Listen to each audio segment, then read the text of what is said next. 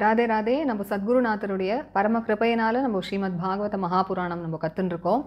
இப்போ 3வது ஸ்கந்தத்தில் 21 அத்தியாயங்கள் கற்றுண்டோம். இன்றைக்கு 22வது அத்தியாயம் கற்றுக்க ஆரம்பிக்க போகிறோம். 21வது அத்தியாயத்தில் நம்ம என்ன பார்த்தோம் அப்படின்னா, கர்தம பிரஜாபதி எப்படி கடுமையாக தபஸ் பண்ணி பகவானை தரிசனம் பண்ணார். பகவானை தரிசனம் பண்ணி அவர் ஸ்தோத்திரம் எல்லாம் பண்ணி ஒரு நல்ல மனைவி வேண்டும் அப்படிங்கிற ஒரு வரத்தை கேட்டுண்டார் அப்படிங்கிறத பார்த்தோம். எதற்காக அப்படின்னா, பிரம்மதேவர் அவரை சிருஷ்டி பண்ணணும் அப்படின்னு ஆக்ஞை பண்ணதுனால அந்த கிரகஸ்தாசிரமத்தை நடத்துறதுக்கு ஒரு அனுகூலமான மனைவி வேண்டும் அப்படின்னு பிரார்த்தனை பண்ணினார்னு பார்த்தோம். இதுலேருந்து என்ன தெரியறது அப்படின்னா, ஒரு நல்ல மனைவி வேணும் அப்படின்னா அத்தகைய புண்ணியங்கள்லாம் பண்ணாதான் கிடைப்பா அப்படிங்கிறது தெரியறது. உடனே பகவானும் அவருக்கு அதுக்கு அனுகிரகம் பண்ணிட்டு மனுவே அவரை தேடிண்டு வந்து தன்னுடைய பெண்ணான தேவகூதியை அவருக்கு விவாகம் பண்ணி கொடுப்பார் அப்படிங்கிறத சொன்னாருங்கிறத பார்த்தோம்.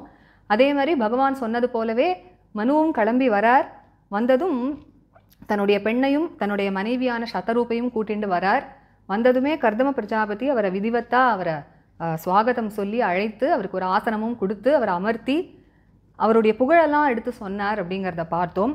இப்போ அதற்கு மேலே இந்த 22வது அத்தியாயத்தில் மைத்ரேய மகரிஷி மேலும் கதையை சொல்ல தொடங்குறார் விதுரருக்கு. அவர் சொல்கிறார், தன்னுடைய புகழெல்லாம் அப்படி கேட்டதும் மனு ரொம்ப வெட்கப்பட்டாராம். இப்போ என்ன பண்ணுறார், மனு பேச ஆரம்பிக்கிறார் கர்தம பிரஜாபதி இடத்துல. அவர் சொல்கிறார், பகவான் உங்களை போன்ற பிராமணர்களை எதற்காக படைச்சார் அப்படின்னா வேதத்தை காப்பாற்றுறதுக்காக படைச்சார். அப்படிப்பட்ட உங்களெல்லாம் ரட்சிக்கிறதுக்காக தான் எங்களை போன்ற க்ஷத்ரியர்களை படைச்சார். இப்படி பரஸ்பரம் ஒருத்தரை காப்பாற்றிக்கிற மாதிரி சிருஷ்டியை அமைச்சிருக்கார் பகவான். அதுக்கப்புறமா சொல்கிறார், உங்களுடைய வாக்கை நான் இப்போ கேட்டேன் இல்லையா, ராஜாவுடைய தர்மங்கள்லாம் அப்படி நீங்கள் எடுத்து சொன்னேளே, நான் காதை திறந்து நான் எல்லாமே கேட்டதுனால என்னுடைய சந்தேகங்கள் எல்லாம் நீங்கிடுத்து அப்படின்னு சொல்லிட்டு, உங்களை தரிசனம் பண்ணுறதுக்கும் நான் ரொம்ப பாக்கியம் பண்ணியிருக்கேன். நான் ரொம்ப பாக்கியம் பண்ணதுனால தான் உங்களுடைய சரண தூளியை நான் இப்போ சிரசில் வகிச்சிருக்கேன். அதே மாதிரி நான் ரொம்பவும் பாக்கியம் பண்ணியிருக்கேன். உங்களிடத்துலேருந்து இத்தகைய உபதேசங்களெல்லாம் பெறறதுக்கும் நான் ரொம்ப பாக்கியம் பண்ணியிருக்கேன் அப்படின்னு சொல்லிட்டு, இப்போ இந்த தீனனான என்னுடைய ஒரு வார்த்தையும் நீங்கள் கேட்கணும் அப்படிங்கிறார். எதனால் அப்படி சொல்கிறாருன்னா, என்னுடைய பெண்ணான தேவகூதியின் இடத்துல அத்தகைய ஒரு பாசம் வச்சுருக்கேன். அதனால் என்னோட வார்த்தையும் நீங்கள் கேட்கணும். இந்த பெண் இருக்காளே, என்னுடைய தேவகூதிங்கிற பெண்ணு உத்தானபாதன் பிரியவத்தன் அப்படிங்கிற அந்த 2 பேருடைய இளைய தங்கை அவளோ நல்ல குணங்களும் தனக்கு சமமான வயசும் உடைய ஒரு கணவன் வேணும் அப்படின்னு அவளும் ஆசைப்படுறா. எப்பொழுது நாரத மகரிஷி இடத்துலேருந்து உங்களை பற்றி கேள்விப்பட்டாலோ, உங்களுடைய குணங்கள், உங்களுடைய அழகு, உங்களுடைய வயசு எல்லாத்தையும் பற்றி கேள்விப்பட்டாலோ, அப்போலேருந்து தன்னுடைய மனசில் உங்களை தான் அவள் நினச்சின்னு இருக்கா, உங்களை தான் விவாகம் பண்ணிக்கணும் அப்படின்னு அவளும் ஆசைப்படுறா. அதனால் இப்போ நான் அவளை உங்களிடத்துல அர்ப்பணம் பண்ணுறேன். நீங்கள் தயவுசெய்து அவளுடைய கையை நீங்கள் விவாகத்தில் ஏற்றுக்கணும் அப்படிங்கிறத சொல்கிறார். எனக்கு என்ன தோன்றுறது அப்படின்னா, நீங்கள் கிரகஸ்தாசிரமம் நடத்துறதுக்கு ரொம்ப அனுகூலமான மனைவியாக தேவகூதி இருப்பா. அதனால் நீங்கள் அவளை ஏற்றுக்கணும் அப்படின்னு சொல்கிறார் வினயமா. இப்போது மனுவாக இருக்கிறதுனால ஒரு அழகான நீதியும் இங்கே எடுத்து சொல்கிறார். என்ன சொல்கிறார் அப்படின்னா, லோகத்தில் பொதுவாக எந்த விதமான பந்தமும் இல்லாத ஒரு புருஷனாக இருந்தாலும் கூட ஒரு ஆசைப்பட்ட பொருள் தன்னை தேடி வரச்சே அதை வேண்டாம்னு சொல்லி மறுக்கக்கூடாது. அதுக்கப்புறமா ஒருத்தனுக்கு ஆசை இருக்கிறவனுக்கு அதை பற்றி கேட்கவும் வேண்டுமா அப்படிங்கிறத சொல்கிறார். ஏன் அப்படின்னா, தன்னை தேடி வர ஒரு பொருளை வேண்டாம் அப்படின்னு ஒருத்தன் மறுத்துட்டு அதுக்கப்புறமா பிறகு வேறு யார் இடத்துலையாவது போய் அதை அவன் யாசிச்சான் அப்படின்னா, அதுவும் அவர்கள் தர மறுக்கக்கூடியவர்கள் இடத்துல போய் அவன் யாசிச்சான் அப்படின்னா அவனுடைய புகழையும் அவன் இழப்பான், அவனுடைய தன்மானத்தையும் அவன் இழப்பான் அப்படிங்கிற அந்த நீதியெல்லாம் எடுத்து சொல்லி, அதனால நீங்கள் விவாகம் பண்ணிக்கணும்னு ஆசைப்படுறேங்கிறத தெரிஞ்சுதான் நானும் இப்போ என்னுடைய பெண்ணை கொண்டு நான் உங்கள் இடத்துல கொடுக்குறேன். அதனால் நீங்கள் தயவுசெய்து அவளை ஏற்றுக்கணும் அப்படிங்கிறத சொல்கிறார். உடனே இப்போ கர்தமரும் பதில் சொல்கிறார், நீங்கள் சொன்னது ரொம்ப வாஸ்தவம்தான், நான் கல்யாணம் பண்ணிக்கணும்னு தான் ஆசைப்படுறேன். அதே மாதிரி உங்களுடைய பெண்ணான தேவகூதியும் இது வரைக்கும் யாருக்கும் இன்னும் நிச்சயப்படாத ஒரு நிலையில் இருக்கா. அதனால் எங்கள் 2 பேருக்கும் நடுவில் விவாகம்ங்கிறது ரொம்ப உச்சிதம்.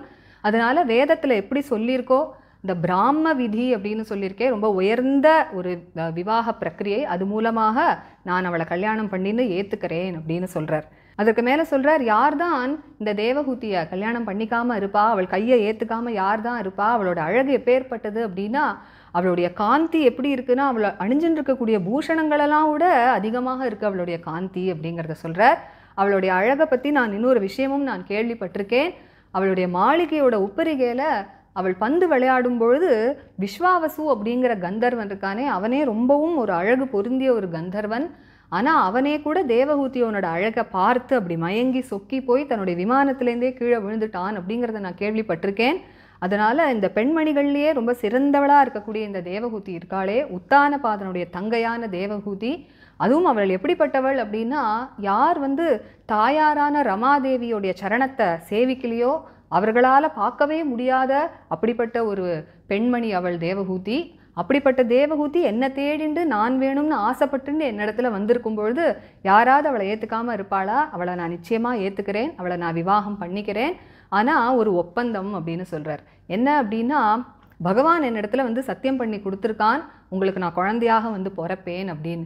அதனால பகவான் தேவகூதிக்கு பிறக்கிற வரைக்கும் நான் தேவகூதியோட கிரகஸ்தாசிரமம் நடத்துவேன். பகவான் பிறந்ததுக்கு அப்புறமாக நான் கிளம்பி காட்டுக்கு திரும்பவும் தபஸுக்கு போய் ஒரு சன்னியாசியை போல நான் வாழணும்னு ஆசைப்படுறேன் அப்படிங்கிறத சொல்கிறார். ஏன் அப்படின்னா, சிருஷ்டி விஷயமாக தானே பிரம்மதேவர் உங்களுக்கு ஆக்ஞை பண்ணியிருக்கார் அப்படின்னு நீங்கள் நினைக்கலாம். ஆனால் என்னுடைய இந்த ஒரு தீர்மானத்துக்கு யார் பிரமாணம் அப்படின்னா, பகவான் ஹரிதான் பிரமாணம். ஏன் அப்படின்னா, வேதத்தில் அவர் என்ன சொல்லியிருக்கார் அப்படின்னா, ஒரு கிரகஸ்தன் தன்னுடைய ரிணங்கள், அதாவது தேவ ரிணம், பித்ரு ரிணம், ரிஷி ரிணம்னுலாம் சொல்லுவோமே, அவர்களுக்கெல்லாம் நாம் கடன் பட்டிருக்கோம்னு, அந்த கடனெல்லாம் அடைச்சதுக்கு அப்புறமாக அவன் சன்னியாசியை போல வாழலாம் அப்படின்னு பகவான் சாஸ்திரங்களில் சொல்லியிருக்கிறதுனால நான் பிற்காலத்தில் அப்படி வாழணும்னு நான் ஆசைப்படுறேன் அப்படின்னு சொல்லி முடிக்கிறார். நம்ம கர்தமர் பேசக்கூடிய இந்த ஒரு வார்த்தைகள் வரைக்கும் நம்ம இன்றைக்கி கற்றுண்டு, நம்ம அடுத்த செஷனில் அதற்கு மேலே மனு எப்படி தேவகூதியை கர்தமருக்கு ஒப்படைச்சிட்டு அவர் கிளம்பி தன்னுடைய ஊருக்கு போகிறார் அப்படிங்கிறத நம்ம அடுத்த செஷனில் பார்க்கலாம். ராதே ராதே. गोपिका जीवनस्मरणं गोविन्द गोविन्द। सद्गुरुनाथ महाराज की जय। कलये सुन्दराकारं सदैकप्रियदर्शनम् अज्ञाननाशकं देवं सद्गुरुं मुरलीधरम् मुरलीमण्डितकरकमलं मुनिजनमोहनं व्यत्यस्तपादं वनमालाधारिणं प्रेमभक्तमण्डलनित्यकीर्तितं श्रीप्रेमिकवरदम् आश्रयेऽहम्। जन्माद्यस्य यतोऽन्वयादितरतश्चार्थेष्वभिज्ञस्वराट् तेने ब्रह्महृदायादिकवये मुह्यन्ति यत्सूरयः। तेजो वारिमृदां यथा विनिमयो यत्र त्रिसर्गो मृषा धाम्ना स्वेन सदा निरस्तकुहकम् सत्यं परं धीमहि। धर्मः प्रोज्झितकैतवोऽत्र परमो निर्मत्सराणां सतां वेद्यं वास्तवमत्र वस्तु शिवदं तापत्रयोन्मूलनं। श्रीमद्भागवते महामुनिकृते किं वा परैरीश्वरः सद्यो हृद्यवरुध्यतेऽत्र कृतिभिः शुश्रूषुभिस्तत्क्षणात् निगमकल्पतरोर्गलितं फलं शुकमुखादमृतद्रवसंयुतं पिबत भागवतं रसमालयं मुहुरहो रसिका भुवि भावुकाः यं प्रव्रजन्तमनुपेतमपेतकृत्यं द्वैपायनो विरहकातराजुहाव पुत्रेति तन्मयतया तरवोऽभिनेदुः तं सर्वभूतहृदयं मुनिमानतोऽस्मि।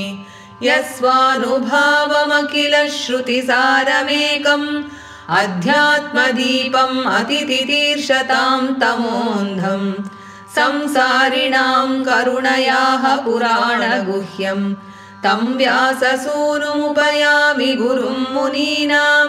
नारायणं नमस्कृत्य नरं चैव नरोत्तमं देवीं सरस्वतीं व्यासं ततो जयमुदीरयेत्।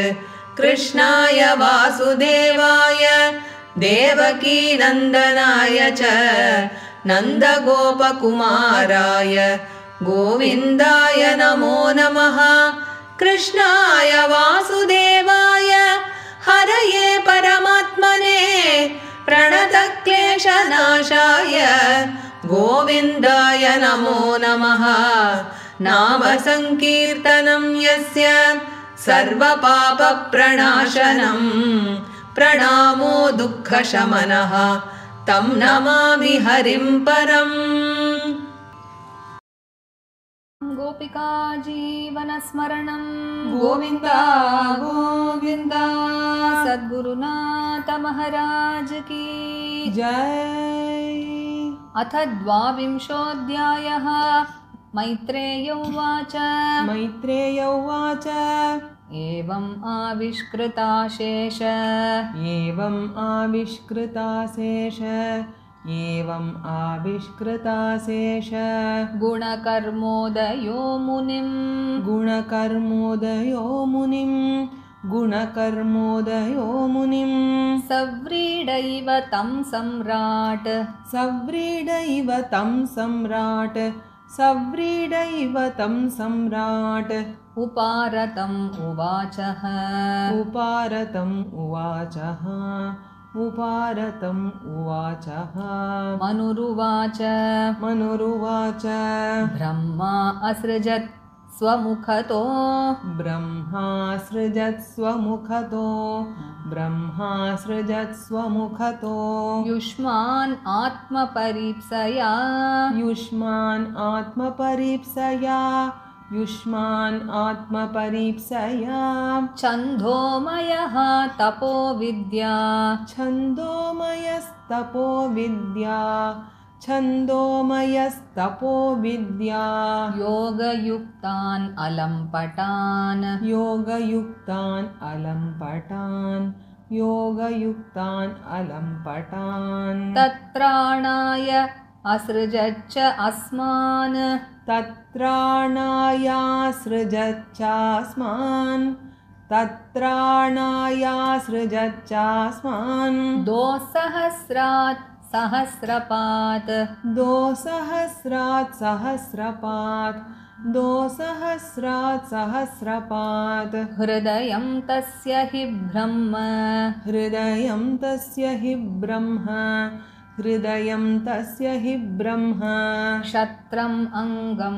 प्रचक्षते क्षत्रम् अङ्गं प्रचक्षते क्षत्रमङ्गं प्रचक्षते अतो हि अन्योन्यम् आत्मानम् अतो ह्यन्योन्यमात्मानम् अतो ह्यन्योन्यमात्मानम् ब्रह्मक्षत्रं च रक्षतः ब्रह्मक्षत्रं च रक्षतः ब्रह्मक्षत्रं च रक्षतः रक्षति स्माव्ययो देवः रक्षति स्माव्ययो देवः रक्षति स्माव्ययो देवः स यः सदसदात्मकः स यः सदसदात्मकः स यः सदसदात्मकः तव सन्दर्शनादेव तव सन्दर्शनादेव तव सन्दर्शनादेव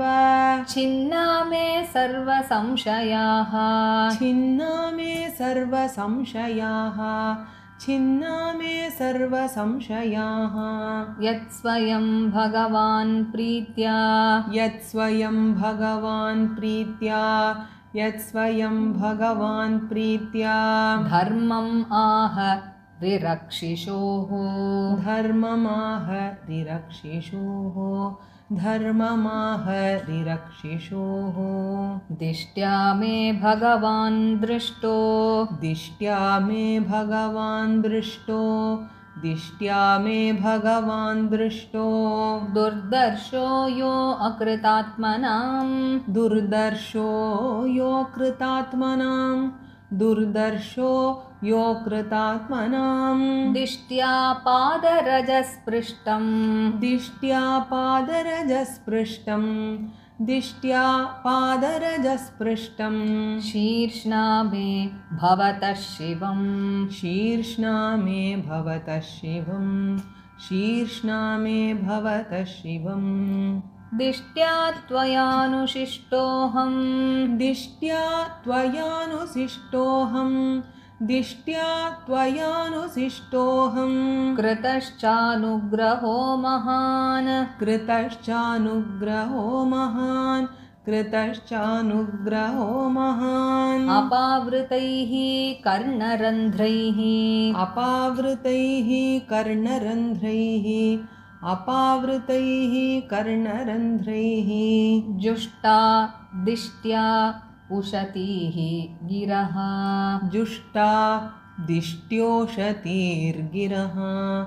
जुष्टा दिष्ट्योषतीर्गिरः स भवान् दुहितृस्नेह स भवान् दुहितृस्नेह स भवान् दुहितृस्नेह परिक्लिष्टात्मनो मम परिक्लिष्टात्मनो मम परिक्लिष्टात्मनो मम श्रोतुम् अर्हसि दीनस्य श्रोतुमर्हसि दीनस्य श्रोतुमर्हसि दीनस्य श्रावितं कृपया मुने श्रावितं कृपया मुने श्रावितं कृपया मुने प्रियव्रतोत्तानपदोः प्रियव्रतोत्तानपदोः प्रियव्रतोत्तानपदोः प्रियव्रत उत्तानपदोः स्वसेयं दुहिता मम स्वसेयं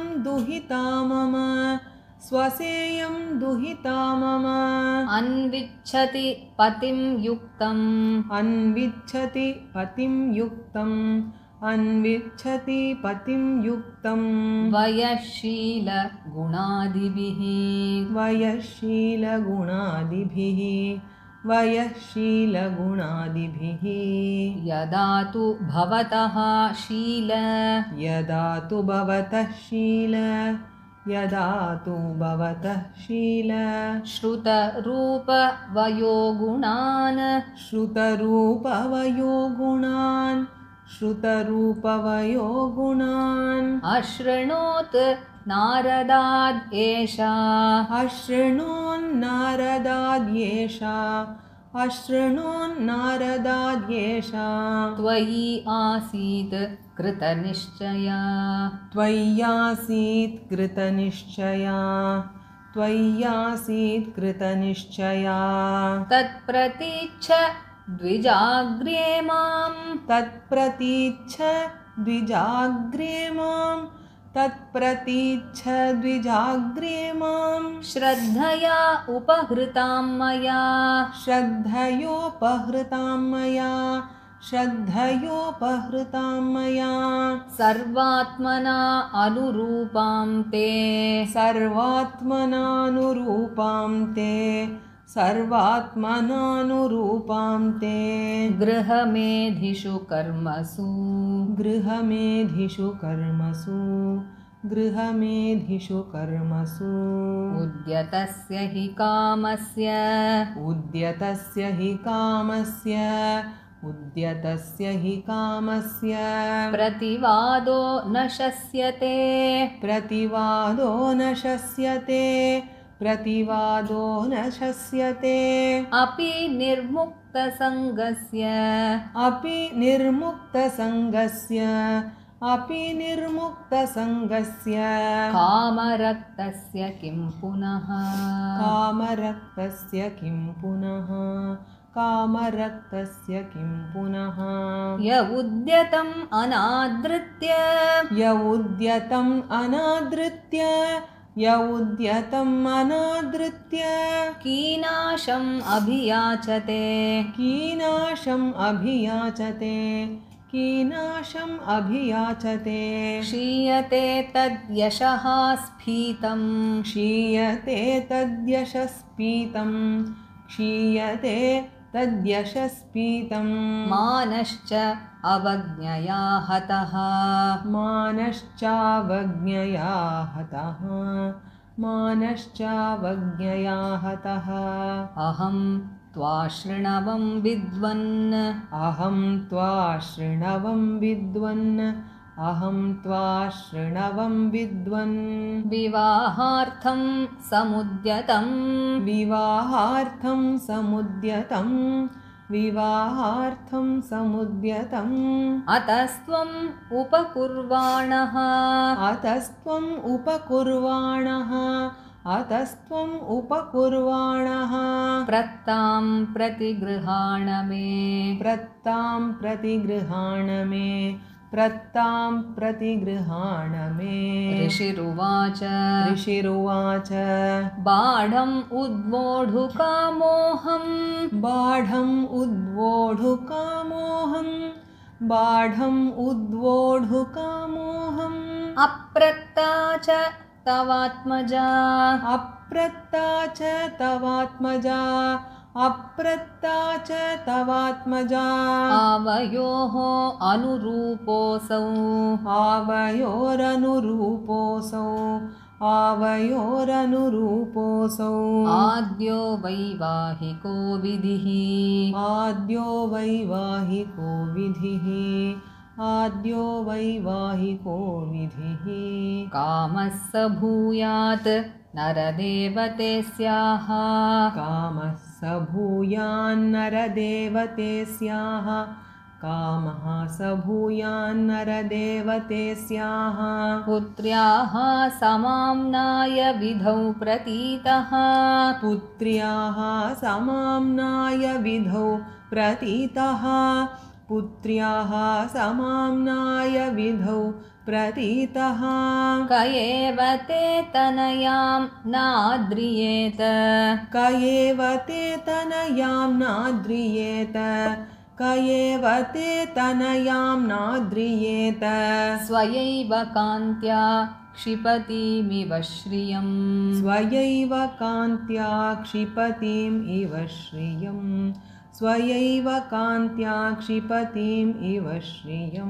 यां हर्म्यपृष्ठे क्वणद् अङ्घ्रिशोभाम् यां हर्म्यपृष्ठे क्वणदङ्घ्रिशोभाम्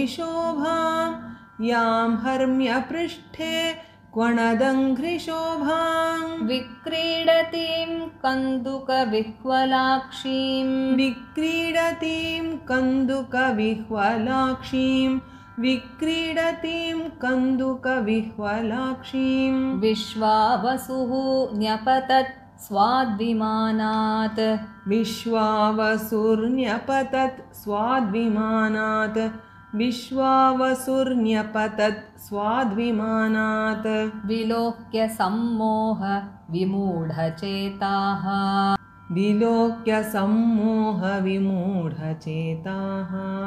विलोक्य सम्मोहविमूढचेताः तां प्रार्थयन्तीं ललनाललामम् तां प्रार्थयन्तीं ललनाललामम्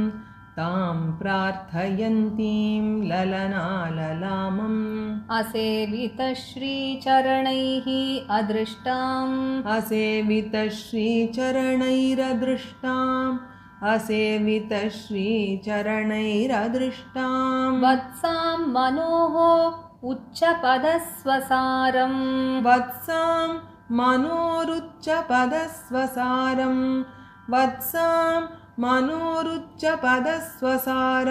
को नानुमन्येत बुधोऽभियाताम् को नानुमन्येत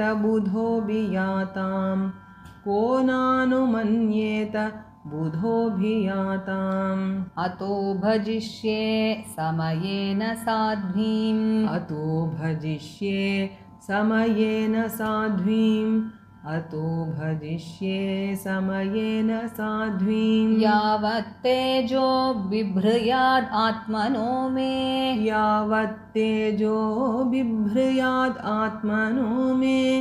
यावत् तेजो बिभ्रयाद् आत्मनो मे अतो धर्मान्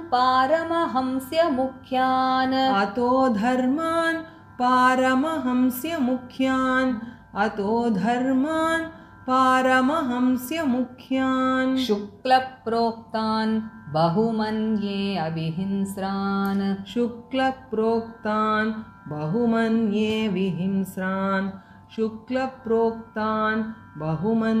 विहिंस्रान् यतो भवत् विश्वम् इदं विचित्रम् यतो भवद्विश्वमिदं विचित्रम् यतो भवद्विश्वमिदं विचित्रम् संस्थास्यते यत्र च वावतिष्ठते संस्थास्यते यत्र च वावतिष्ठते संस्थास्यते यत्र च वावतिष्ठते प्रजापतीनां पतिरेष मह्यम् प्रजापतीनां पतिरेष मह्यम् प्रजापतीनां पतिरेष मह्यम् परं प्रमाणं भगवान् अनन्तः परं प्रमाणं भगवान् अनन्तः परं प्रमाणं भगवान् अनन्तः இப்போ இந்த 20 ஸ்லோகங்களை நம்ம எல்லாரும் சேர்ந்து படிக்கலாம். The first 20 shlokas.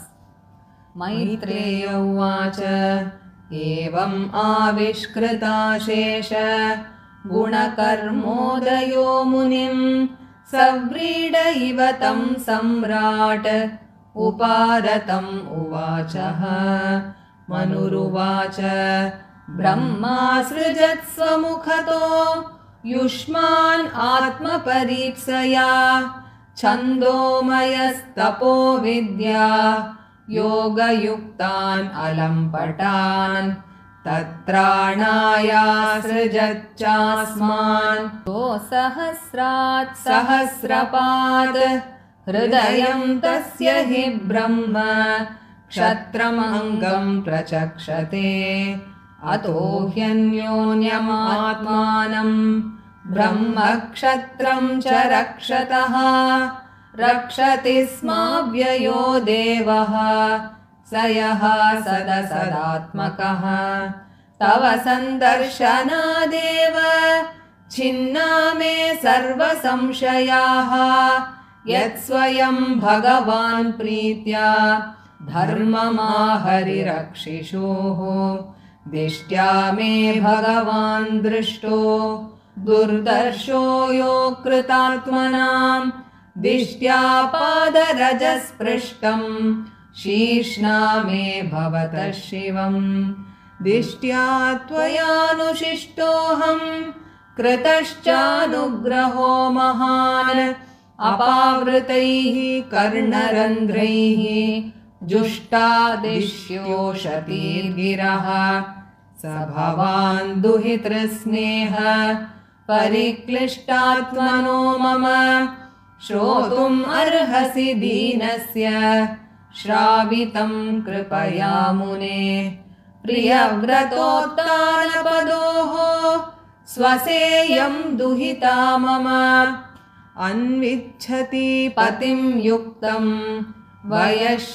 वयःशीलगुणादिभिः यदा तु भवतः शील श्रुतरूपवयो गुणान् अशृणोन्नारदादेशा त्वय्यासीत् कृतनिश्चया तत्प्रतीच्छद्विजाग्रे मां श्रद्धयोपहृतां मया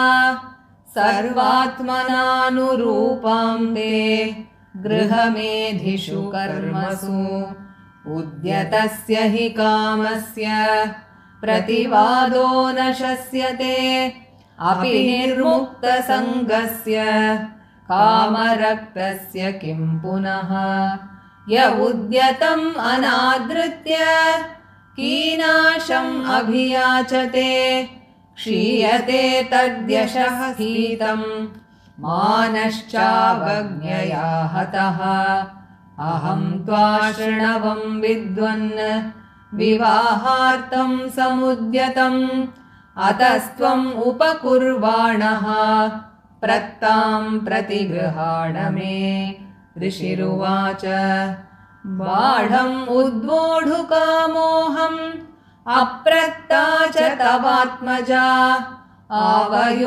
आवयोरनुरूपोऽसौ आद्यो वैवाहिको विधिः कामः स भूयान्नरदेवते स्याः पुत्र्या समाम्नाय विधौ प्रतीतः क एव ते तनयां नाद्रियेत स्वयैव कान्त्या क्षिपतिमिव श्रियम् यां हर्म्यपृष्ठे क्वणदङ्घ्रिशोभां विक्रीडतीं कन्दुकविह्वलाक्षीं विश्वावसुर्न्यपतत् स्वाद्विमानात् विलोक्य सम्मोहविमूढचेताः तां प्रार्थयन्तीं ललनाललामम् असेवितश्रीचरणैरदृष्टां वत्सां मनोरुच्चपदस्वसारम् को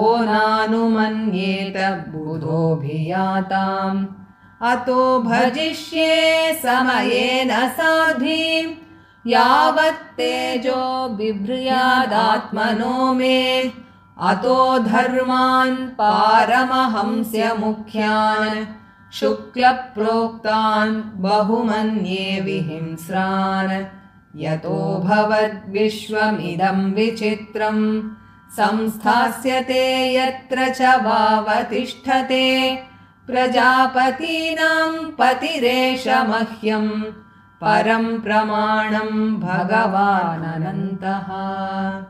श्रीहरये नमः। श्रीहरये नमः। श्रीहरये नमः। गोपिका जीवनस्मरणं गोविन्द गोविन्द। சத்குரு மகாராஜ் கி जय। இந்த செஷன் நம்ம படித்த ராகம் ஆபோகி. நம்ம அடுத்த செஷனில் 22வது அத்தியாயத்துடைய அடுத்த பாதியை கற்றுக்கலாம். Radhe Radhe. Radhe Radhe. By the grace of our Guru Maharaj, we are learning Srimad Bhagavata Mahapurana. And in the third skanda, we learned 21 chapters. And today we are learning the 22nd chapter. In the 21st chapter, we saw how Kartama Prajapati did tapas and had the darshan of Bhagavan. And when Bhagavan gave him his darshana, he offered a beautiful praise and also asked for a boon that he must have a good wife. Because he was instructed by Brahmadeva to proceed with the work of creation, he wanted a good wife to run the life of a householder. So what does this show? This shows that in order to get a good wife, a person must acquire a lot of merits first. And Bhagavan also blessed him for that, and he had also told that Manu will come to see him in his hermitage and offer his daughter Devahuti in marriage. And as told by Bhagavan, Manu also came there along with his wife Shatarupa and his daughter Devahuti. And we saw that Kardama welcomed him duly with all honor and offered him a seat and also showered him with lot of praises. So now further in this 22nd chapter, Maitreya Maharshi continues speaking to Vidura. He says, Manu was very abashed to hear all his praises, and now he speaks back to Kardama Prajapati. He says, the Lord created Brahmanas like you for the sake of protecting the Vedas, and he created Kshatriyas like us to protect you all. So in this manner we all help each other in this world, and by your very darshana I am very fortunate to have listened to all these words of yours regarding the duties of a king, because I have listened to all that with wide open ears and all my doubts are now dispelled, he says. And he says, I am really fortunate to have had your darshan, to have borne the dust from your feet on my head, and also to have been instructed by you yourself in the duties of a king. And he says, now please listen to the humble words of my own self, because now I am overwhelmed with a lot of affection for my daughter Devahuti. And this Devahuti, she is the younger sister of Uttanapada and Priyavrata, and she is in search of a suitable husband in terms of noble qualities, age and beauty and all that. And as soon as she heard about you from sage Narada, she heard about your noble qualities, your good looks, your age and all that, and she has fixed her mind upon you and she wants to marry you. And so please accept the hand of Devahuti, which I am now duly offering to you, because I feel she will be a very suitable wife for you when you run the life of a householder. And being Manu, he also tells a neeti here. He says, you must not refuse this offer, because even a person who is very detached in this world must not decline an object of desire that comes his own way, of its own accord. So then it is needless to say about a person who has lots of desires in his heart, he must never refuse something that comes his own way. And if a person refuses something that is offered to him and later goes on and asks for that from somebody else who is unwilling to give that, then such a person loses all his fame, he also loses his self-respect, he says. So I have heard that you are wishing to get married, and that is why I wish to give my daughter Devahuti in marriage to you, he says. Now, having heard all the words of Manu, Kardama speaks back. He says, yes, as you have said, I also wish to get married, and your daughter Devahuti also has not been offered to anybody else. So, it is very apt that we both get married. So, let us get married according to the scriptures, according to the Brahma Vidhi, which is said to be the highest form of marriage. And he says, which person will not like to accept the hand of Devahuti, who is so beautiful that her splendor outshines even all the ornaments she is wearing. And I have also heard about her beauty. He says, once what happened was, when Devahuti was playing with her ball in the balconies of her royal mansion, the Gandharva called Vishwavasu, who himself is very handsome, he was stupefied to look at the beauty of Devahuti. He was so captivated that he fell from his Vimana. I have heard this. And so this jewel of a woman, Devahuti, who is the sister of Uttanapada, and who is such that whose darshan cannot be had by a person who has not served the feet of goddess Rama Devi, such a Devahuti, she has come to me of her own accord, seeking me. So which wise man will not accept her hand? So I shall surely accept her and marry her and lead the life of a householder. But there is an agreement. He says, I shall live with her as a householder only until Bhagavan is born to us as our son. Because Bhagavan has promised me that he will be born to us as our son. So after that, I shall be going to the forest to be like a recluse and engage in very severe penance. You might think that I have been instructed by Brahmadeva only to carry on with the work of creation. But for this decision of mine, the authority is Bhagavan Hari himself, because in the Shastras that are laid down by Bhagavan Hari, it is said that a householder, after clearing all his debts to the Devas, the Rishis and the Pitras, he may take up the life of a sannyasi and live like a recluse. And so I wish to do that after Bhagavan is born to us. So with these words of Kardama, we shall stop for this session. And further in the next session, we shall be seeing how Manu offers Devahuti in marriage to Kardama and leaves back to his place. Radhe Radhe.